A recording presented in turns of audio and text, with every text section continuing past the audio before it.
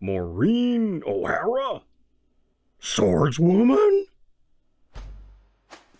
Hey, friends. The road not taken. A familiar topic here at Barkey Reviews. This time we're looking at a movie starring the legendary Maureen O'Hara in the kind of role not often associated with that great star. Maureen O'Hara starred in many classic films such as How Green Was My Valley, The Christmas Perennial Miracle on 34th Street, and in an early role, a character at the center of events in Alfred Hitchcock's Jamaica Inn. I always liked that one. Whether a serving girl, a princess, or a soldier's wife, whatever the role, she usually played an Irish woman with fiery red hair and a temper to match. Class act, Maureen O'Hara.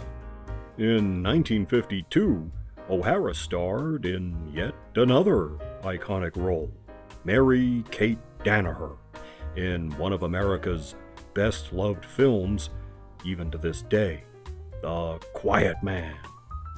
She made 3 other films that year. One was a sort of western set in Australia called Kangaroo, but it's the other 2 we're talking about here.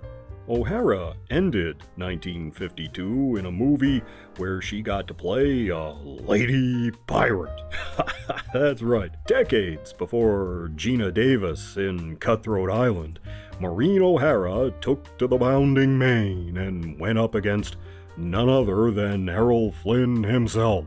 That movie was Against All Flags, one of Flynn's last films. He was on his way out by then, as a life of hard living and hard drinking had started catching up to him, and according to O'Hara, he'd get crocked by the afternoon, so he was only at his best in the mornings. But here we get to see a departure from her other roles as Maureen O'Hara goes in for a bit of swashbuckling and daring-do. But her real debut as a swashbuckler was the first movie she did that year.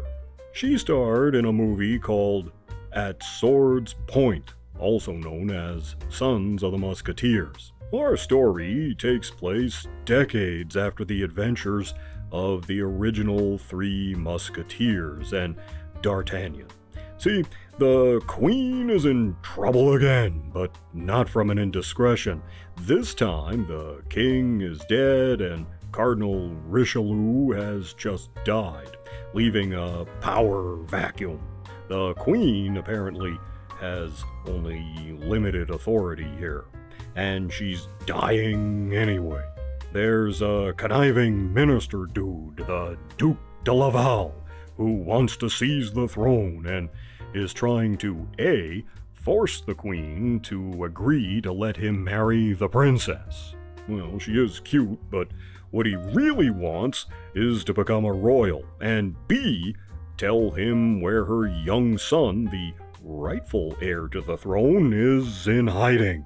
He wants to kill the kid, and the Queen knows it, and won't talk, and won't give him the hand of the cute princess. Since she can't get help from her relatives in Spain, the Queen hits on the idea of calling her musketeers back into action, the Queen's Guard having been disbanded years ago. She sends word to the 4 famous heroes, Athos, Porthos, Aramis, and D'Artagnan. But they're either too old or too dead to help, and so it falls to their sons to carry on and serve the Queen and stop the conniver from completing his evil plans. But it turns out one of the 4 original Musketeers did not have a son. He had a daughter, and that's Maureen O'Hara, and her character is just as good at swordplay as the boys. Cornel Wilde plays D'Artagnan Jr.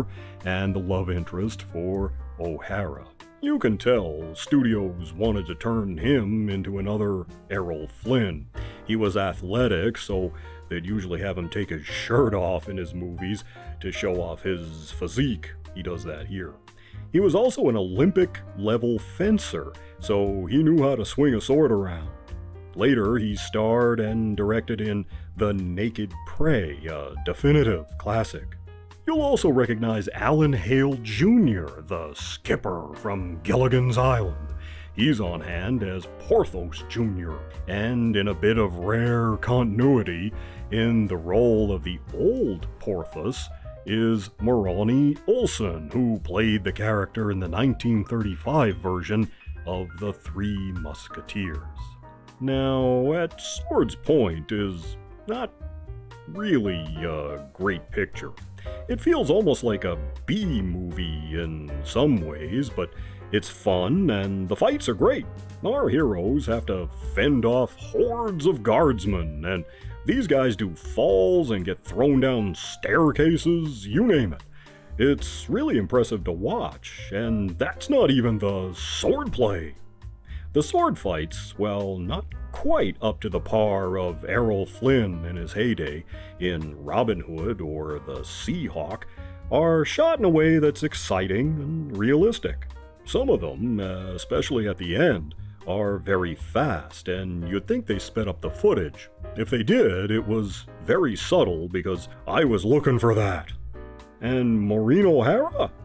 Holy guacamole! Can she fight? This isn't a double, although they might have resorted to that in some shots. We can usually see her face as she takes on opponents, fiercely fencing away like the best of them. Oh, just look at that. I wouldn't want to tangle with her. Would you? So that brings me to this question of the road not taken. Watching At Sword's Point and Against All Flags, you have to wonder, could Maureen O'Hara have become an action star? A Lady Errol Flynn, if you will? She certainly does display the physicality here and handles the rapier with a level of confidence that makes her believable in the part she's playing in this movie. Sadly, I don't think she ever got or even wanted the chance to pursue that idea, but it's a fascinating thought. Maybe if The Quiet Man wasn't as good as it turned out, she might have gone in that direction, judging from the other films she made that year. Let me know what you think down in the comments. Maureen O'Hara, action star? Yay or nay? As for At Sword's Point, I've got to give it at least 2.5 paws. It's a fairly standard plot we've all seen before, and sometimes it's even a little tired and pedestrian, but it's amiable enough, and there's lots of fights to move things along. We get to see Cornel Wilde in action in his prime, and we're treated to a very different role for the legendary Maureen O'Hara. At Sword's Point is available on VHS, DVD, Laserdisc,